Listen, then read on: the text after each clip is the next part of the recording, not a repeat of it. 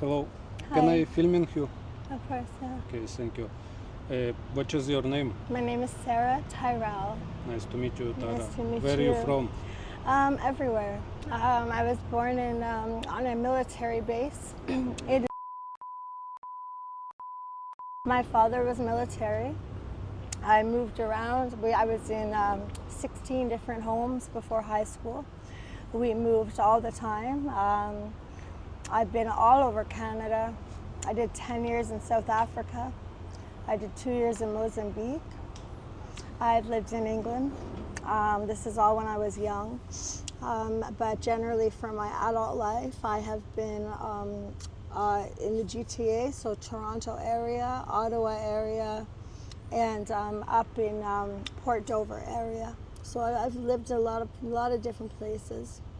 Yeah. How old you? I'm 42 years old. Yeah. And 42. you remember when you start to try drugs? I do remember. I remember the first time. I was 12 years old, and a friend of mine had Ritalin, which is a prescription medication for ADHD, and we crushed it up and we snorted it. And I remember I was sitting on a grass hill, and I just remember for the first time in my whole life, it was like everything just was peaceful. Everything slowed down, and I felt comfortable in my skin. That was the first time ever. When I was 38 years old, I was diagnosed with ADHD. And now that I think about it, the drugs that I did when I was 12 that made me feel like that are the drugs that they would have prescribed me for ADHD now at my age. So I truly believe that maybe if I was aware of my mental illness when I was young, maybe I would have never done drugs, because I would have known that I was susceptible to addiction. But yeah, I remember 12 years old, and from then on, anything that would alter my mind, I would do. Anything that would alter my mind, I would do, because I was just comfortable in my skin when I was on drugs. I felt like everything calmed down. But that didn't last long, because then I started using drugs a lot. And then the chaos got worse and worse and worse and worse. Yeah. So the first time I did drugs, I was 12, and it started off with an addiction to Ritalin. By 13, I was doing a lot of ecstasy, a lot of cocaine, drinking a lot of alcohol, smoking a lot of marijuana. By 15, I tried crack for the first time. 15 you tried crack. Crack for the first time. And do you know, like, crack, it's bad narcotic, and why do you try crack? Why did I try it? Yes. Because at that point I would try anything to make me feel, anything that would make me not feel like I was, anything that would alter my mind. Anything that would alter my mind. And a friend of mine had crack, and I smoked it, and I remember, oh my God, it was the best feeling I've ever felt. From then on, I was hooked. So And after your first, like, tried crack, you start to using heavy? all the time, yeah. I started using all the time. And in that same year was when I also tried heroin. So heroin and crack have been my addictions since I was 15 years old. I fought for years and years and years to get off both. So I have been in and out of rehab 16 times. I've had periods,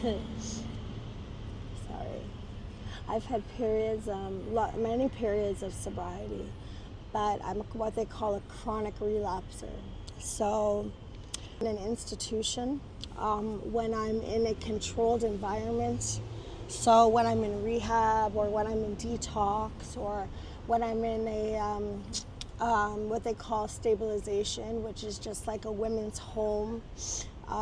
Anywhere where I'm safe and I'm away from the drugs, I do very, very, very well. But then I'm let out of these places and I'm left to my own devices. And when I'm left to my own devices, I don't do well. I end up back here.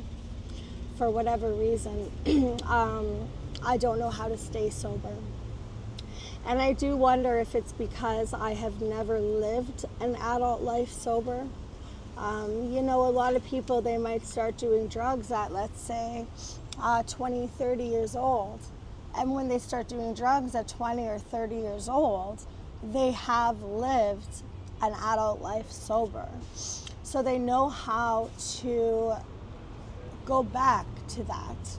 Whereas me, I've never lived an adult life sober, so I guess I don't know how to do it on my own.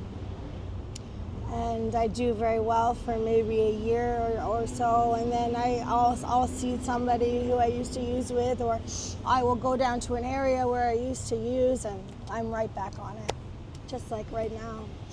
Yeah. So it's now the middle of August. June 1st, I relapsed, and before that, I had 2.5 years clean. I came to Ottawa. I put down money on a really nice apartment. I was managing a restaurant. I had savings in my bank account. I was doing really well. And then the second day I was in the city, I bumped into an old friend, and I ended up down here. And now we're going on 3.5 months later. I've lost my apartment. I have no money. I've gone down from 160 pounds to 105 pounds. If you can see, all my clothes are hanging off of me. I haven't bought groceries in 3 months. I eat maybe once every 4 days. I don't think I've eaten in 5 days, no, 5 days. I don't think I've had anything to eat. I hardly drink water. I just live to use, that's it. I sit here and I hope to get a little bit of money or a little bit of drugs. Usually I have the support of my family, but not anymore. They're tired. So I don't have my family anymore. And my family is like what gave me a reason to get clean all the time. They were my reason. My niece and nephew are 5 years old and 2 years old. And they're everything to me. And I'm not allowed to see them anymore. And my sisters. I have 2 sisters. And I haven't spoken to them in 4 months, and my parents won't speak to me anymore. And so I just need to keep getting high because it takes the pain away for a minute, and then it's back.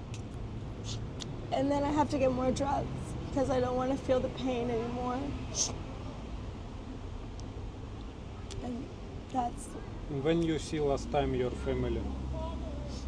It would have been May. In this May? This May, yeah. And you clean when you see? Yeah. They won't speak to me until I get clean again. And I understand that, especially with the children. I understand, but in order to get clean, I feel like I need their support. And I don't have their support, so it's really hard. Because for myself, I don't have a reason. I don't love myself. I don't care about myself. But if my family was in my life, I would get clean quicker because I would do it for them. I can't do it for me because I don't love myself. I don't care about myself. When I'm on drugs, I just hate myself. I hate who I am. Because I'm very uncomfortable in this lifestyle because I know I'm better. And I know that my biggest fear is that I'm going to die, just that I'm going to have lived as an addict and I'm gonna die as an addict. My biggest fear is never ever living up to any potential, never ever making a difference, living my passions, or being known as anything other than an addict.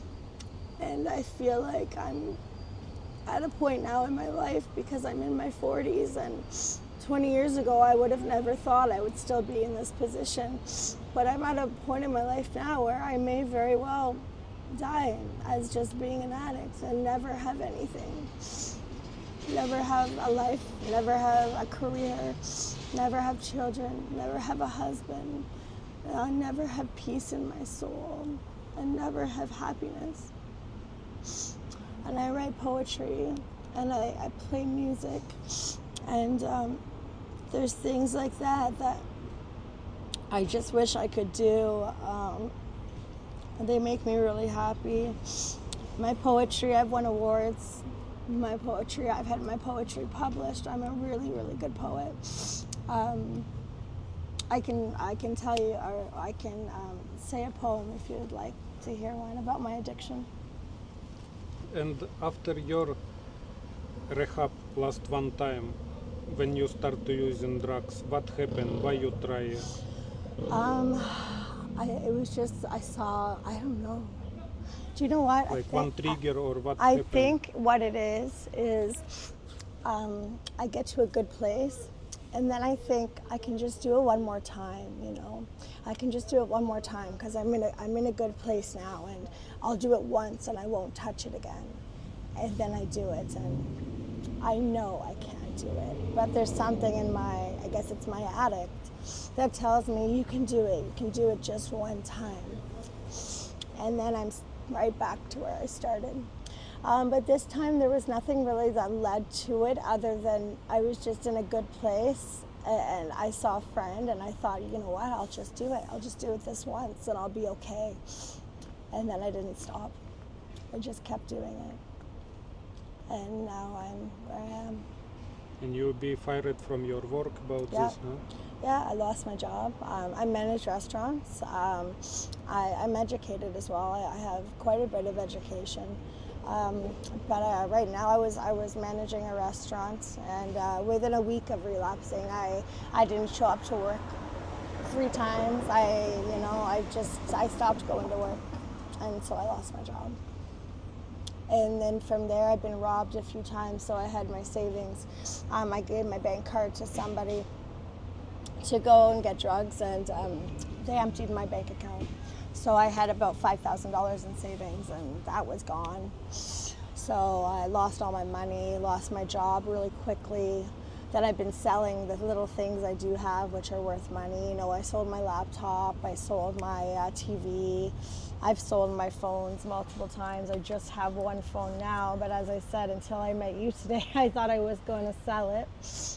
But they don't last long, you know. I have one phone, and this is it, and it's a mess, And for how much you go to sell this? probably just a piece of drugs. $10, $20 piece of drugs. Yeah.